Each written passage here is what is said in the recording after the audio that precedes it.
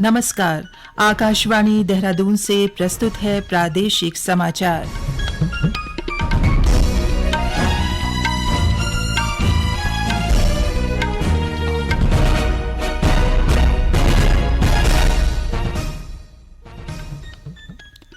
मुख्य समाचार। मुख्यमंत्री पुष्कर सिंह धामी ने कहा कि औद्योगिक संस्थानों के तेजी से विकास के लिए राज्य सरकार हर संभव सहयोग देगी। केंद्रीय माध्यमिक शिक्षा बोर्ड ने 10वीं और 12वीं की कक्षा का परीक्षा परिणाम जारी किया। प्रदेश में कल से 16 मई तक 4 दिवसीय उत्तराखंड श्री अन्न महोत्सव आयोजित किया जाएगा। और राज्यपाल गुरमीत सिंह ने कहा कि पर्वतीय क्षेत्रों में रेशम उत्पादन पलायन रोकने में कारगर साबित होगा।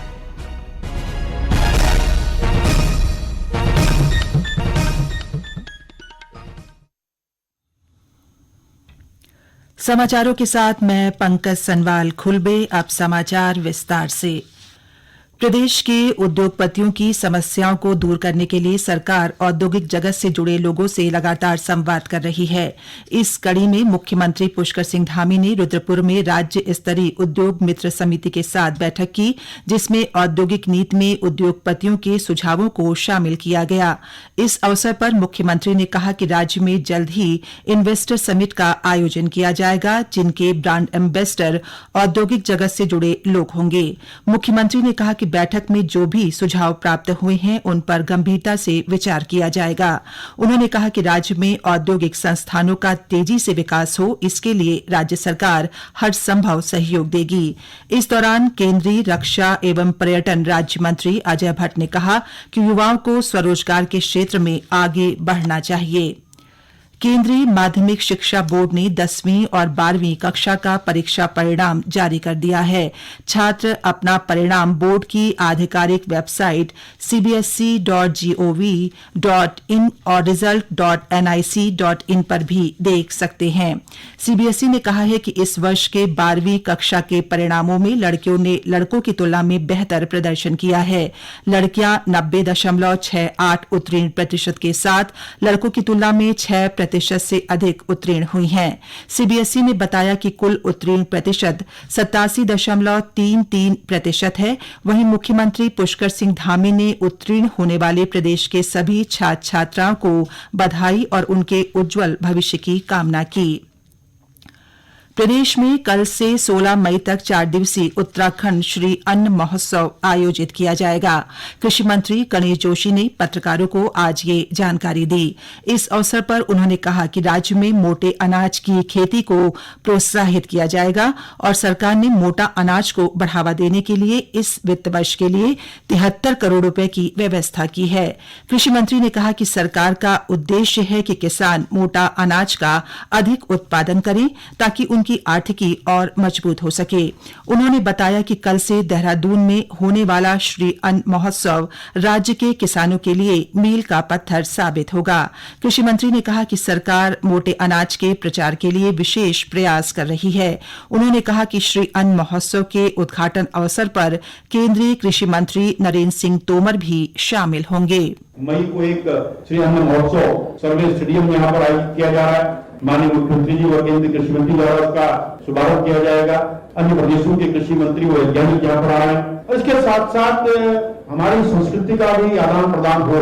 हमने यहाँ के जो संस्कृति के मुख्य कलाकार हैं नरेंद्र सिंह नेगी, हमारा छोजा नृत्य शायद को हमने ये कार्यक्रम उसमें आयोजित किए और जहाँ हमारे 2000 में हमारा जो कृषि का क्षेत्रफल था वो आज घटा तो जरूर है, लेकिन आज हमारा उत्पाद बड़ा है। अगर ये उत्पाद बड़ा है तो इसमें हमारे किसानों का, हमारे वैज्ञानिकों का बड़ा हाथ है।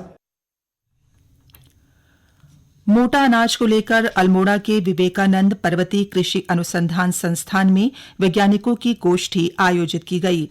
गोष्ठी में मोटे अनाज के विकसित प्रजातियों के बारे में जानकारी देने के साथ ही उसका लाभ किसानों तक पहुंचाने पर चर्चा की गई। संस्थान के निदेशक डॉ लक्ष्मीकांत अग्रवाल ने बताया कि संस्थान ने मोटे अनाज के रूप में मडुआ, मादीरा, रामदाना और कुट्टू को विकसित करने का काम किया है।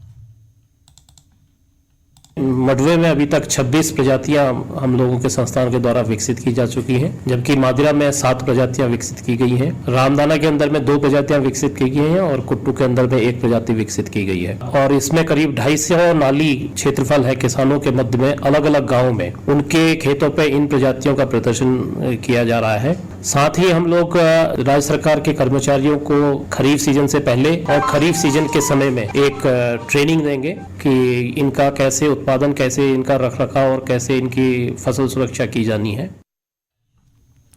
ये समाचार आप आकाशवाणी देहरादून से सुन रहे हैं।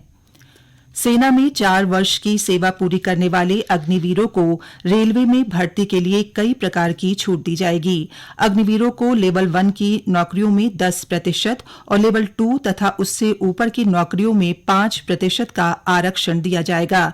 ये सुविधा विभिन्न अराजपत्रित पदों की सीधी भर्ती के कोटे के तहत दी जाएगी। जहां कहीं लागू हो, अग्निवीरों को शारीरिक दक्षता परीक्षण में भी छूट मिलेगी। अग्निवीरों के प्रथम बैच को आयु सीमा में 5 वर्ष और उसके बाद के बैच को 3 वर्ष की छूट मिलेगी। ये छूट विभिन्न समुदायों के लिए निर्धारित वर्तमान आयु सीमा के अतिरिक्त होगी। चंपावत जिले की बहुउद्देशीय कोली ढेक झील में पर्यटन गतिविधियां शुरू हो गई हैं। ये झील 1500 मीटर लंबी और 28 मीटर चौड़ी है। जिले के पर्यटन विकास अधिकारी अरविंद गौड़ ने बताया कि स्थानीय लोगों को स्वरोजगार से जोड़ने के लिए पर्यटन विभाग ने नौकायन के लिए परमिट जारी किए हैं। झील में कुल 28 बोट्स का संचालन हो रहा है। इसके अलावा जल्द ही वहाँ पे जॉर्बिंग बॉल का भी संचालन किया जाएगा और इसके अलावा हम जिप लाइन का वहाँ पे संचालन भी जल्द ही शुरू करवाएंगे।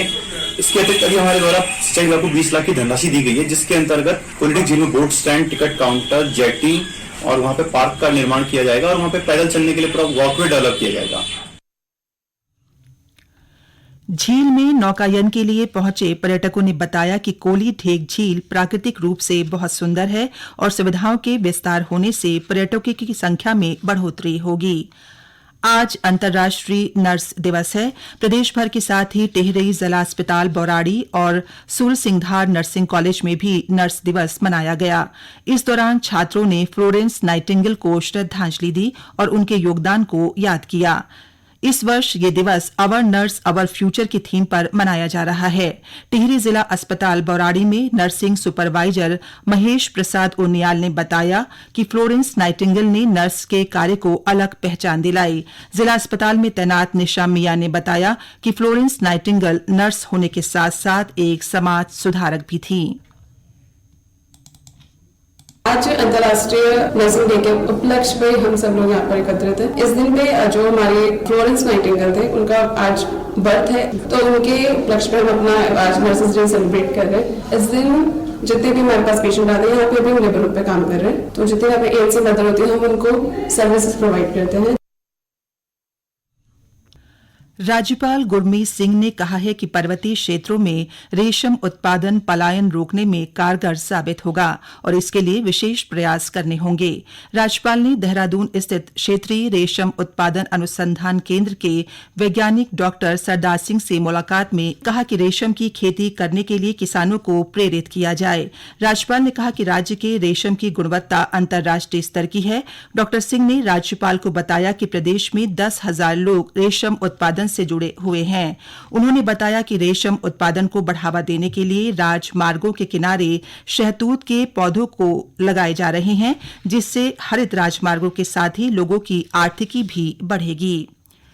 राष्ट्रीय बाल अधिकार संरक्षण आयोग के सदस्य डॉक्टर आरजी आनंद ने आज उत्तरकाशी स्थित कोतवाली का निरीक्षण किया। इस दौरान उन्होंने बाल मित्र पुलिस थाना की व्यवस्थाओं को भी देखा। डॉक्टर आनंद ने महिला हेल्प डेस्क पंजिका, बाल मित्र, गौरा शक्ति ऐप और पोस्को एक्ट पंजिका का भी अवलोकन किया। प्रदेश में शिक्षा व्यवस्था को ऑनलाइन प्लेटफॉर्म पर लाने के लिए स्वीकृत विद्या समीक्षा केंद्र बनकर तैयार हो गए हैं। शिक्षा मंत्री धन सिंह रावत ने ये जानकारी दी। उन्होंने कहा कि राज्य में विद्या समीक्षा केंद्र की स्थापना से सभी विद्यालयों के छात्र छात्राओं और शिक्षकों के आंकड़े ऑनलाइन उपलब्ध रहेंगे। केंद्र की स्थापना से विभागीय अधिकारी प्रत्येक विद्यालय में छात्र छात्राओं की पढ़ाई और उनकी प्रगति का अनुश्रवण व मूल्यांकन ऑनलाइन कर सकेंगे। डॉ रावत ने कहा कि आने वाले समय में शिक्षकों और शिक्षणेतर कार्मिकों के स्थानांतरण भी विद्या समीक्षा केंद्र के माध्यम से ऑनलाइन किए जाएंगे। उन्होंने बताया कि विद्या समीक्षा केंद्र के संचालन के लिए निदेशालय स्तर पर 2 और प्रत्येक जिले के लिए 1-1 नोडल अधिकारी तैनात किए जाएंगे। नैनीताल जिले के हल्द्वानी स्थित उत्तराखंड वानिकी प्रशिक्षण अकादमी में पश्चिम बंगाल के वन रेंज अधिकारी प्रशिक्षुओं का दीक्षांत समारोह आयोजित किया गया। समारोह में 41 वन रेंजर शामिल हुए। दीक्षांत समारोह में सभी वन रेंजरों ने जंगलों में वन्य संपदा के साथ ही वन्य जीवों की रक्षा करने का वचन लिया। अपर प्रमुख वन संरक्षक रसाइली ने कहा कि प्रशिक्षण अकादमी में पश्चिम बंगाल के वन रेंज अधिकारियों को 18 महीने का प्रशिक्षण दिया गया। अंत में मुख्य समाचार एक बार फिर।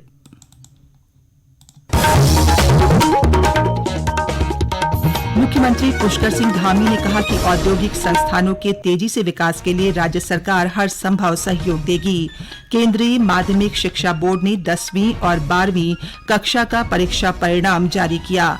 प्रदेश में कल से 16 मई तक 4 दिवसीय उत्तराखंड श्री अन्न महोत्सव आयोजित किया जाएगा।